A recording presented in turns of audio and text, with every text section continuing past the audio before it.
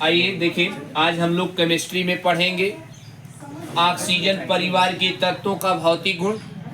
इसके पहले हम लोगों ने पढ़ा है ऑक्सीजन परिवार के तत्वों की आवर्त सारणी में स्थिति हम लोगों ने पढ़ा है। आज हम लोग भौतिक गुण पढ़ेंगे। देखिए, ये ऑक्सीजन परिवार का तत्व है, 6 समूह का तत्व है। ऑक्सीजन है, सल्फर है, सिलेनियम, टेल्यूरियम। इसमें आप एक बात विशेष ध्यान दीजिएगा, जो ऑक्सीजन है, ऑक्सीजन को छोड़कर ये सभी तत्व सल्फर, सिलेनियम, टेल्यूरियम, पोलोनियम ये ठोस होते हैं और ऑक्सीजन जो होती है वो द्विपरमाणु गैस होती है। एक बात ध्यान दीजिएगा। दूसरी बात आप ध्यान दीजिए, अगर आप इस प्रकार से जैसे आवर्त सारणी में समूह में ऊपर से आप नीचे जा रहे हैं और सारणी में आप समूह में ऊपर से नीचे जाएंगे तो इनकी धात्विक प्रकृति बढ़ती है। कैसे धात्विक प्रकृति बढ़ती है वो चीज आप ध्यान दीजिए। देखिए, ऑक्सीजन और सल्फर ये आधातु है। ऑक्सीजन सल्फर आधातु है, सिलेनियम टेल्यूरियम उपधातु है और ये पोलोनियम रेडियो एक्टिव धातु है। ये नीट और कंपटीशन परीक्षाओं में पूछा गया है। 4 ऑप्शंस ये भी ऐसे बनाया गया है। इन दोनों का ऐसे कॉमन एक इनमें से कोई नहीं। उसमें पूछा गया निम्नलिखित में रेडियो एक्टिव धातु है, ये पोलोनियम है। वैसे भी आप जानते हैं पोलोनियम का परमाणु क्रमांक 84 होता है और परमाणु क्रमांक 83 के आगे के तत्व जो होते हैं वो रेडियो एक्टिव तत्व होते हैं। ये बात आप ध्यान दीजिएगा। तो ये आपका पोलोनियम रेडियो एक्टिव धातु है।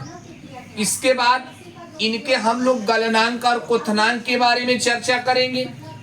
जब आप आवर्त सारणी में समूह में ऊपर से नीचे जाएंगे तो ऊपर से नीचे जाने पर इनका परमाणु भार बढ़ता है और जब परमाणु भार बढ़ेगा तो आप जानते हैं रासायनिक बंध में आप लोग पढ़े हैं, परमाणु भार बढ़ने पर वांडर वाल आकर्षण बल जो होता वो बढ़ता है और वांडर वाल आकर्षण बल जब बढ़ता है तो इसका जो गलनांक क्वथनांक होता है वो ज्यादा होता है। ये विशेष कर बात ध्यान दीजिएगा। गलनांक क्वथनांक का क्रम ये जो है कंपटीशन परीक्षाओं में ये भी पूछा गया है। नीट जेई में तमाम बार ये पूछा गया है कि ऑक्सीजन परिवार के तत्वों का गलनांक और क्वथनांक का सही क्रम है। तो आपको ये बात याद रहेगी। समूह में आप ऊपर से नीचे जाएंगे तो इनका परमाणु भार बढ़ेगा और परमाणु भार बढ़ने के साथ वांडर वाल आकर्षण बल जो होता है वो बढ़ता है और वांडर वाल आकर्षण बल बढ़ता है, इसलिए इनका गलनांक और क्वथनांक जो होता है वो गलनांक क्वथनांक उच्च होता है, अधिक होता है। ये देखिए मैंने दिखाया है। सबसे अधिक गलनांक क्वथनांक टेल्यूरियम का होता है, उससे कम आपका सेलेनियम का होता है, सबसे कम सल्फर का और उससे कम सल्फर का, सबसे कम ऑक्सीजन का होता है। ये गलनांक क्वथनांक। इसके बाद कई बार कंपटीशन परीक्षाओं में सल्फर और ऑक्सीजन की तुलना करके पूछा गया है।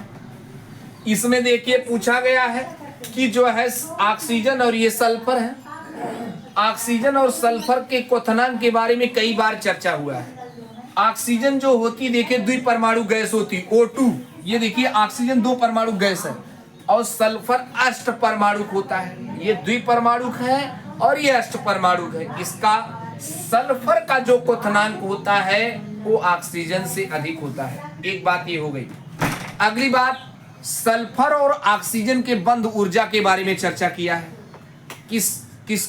किसके एकल बंध की ऊर्जा अधिक होता है। ये नीट में कई बार पूछा क्वेश्चन, सल्फर और ऑक्सीजन में किस परमाणु के एकल बंध की ऊर्जा ज्यादा होती है। तो आप ध्यान दीजिएगा।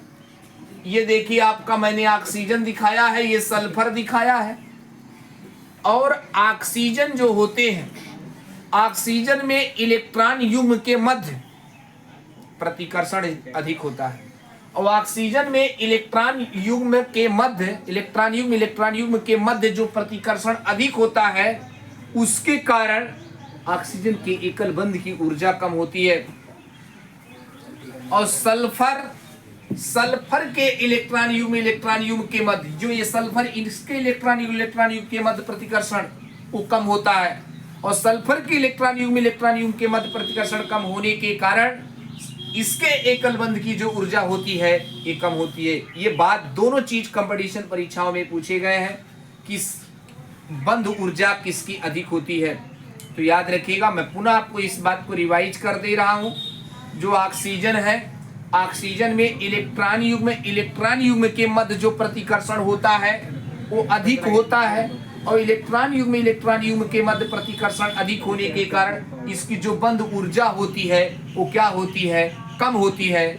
और सल्फर में इलेक्ट्रॉन युग्म के मध्य जो होता है प्रतिकर्षण, इलेक्ट्रॉन युग्म के मध्य प्रतिकर्षण कम होता है, और बंध ऊर्जा जो होती है वो क्या होती है, अधिक होती है। दूसरी बात, एक बार अतिव्यापन के बारे में भी चर्चा किया गया है।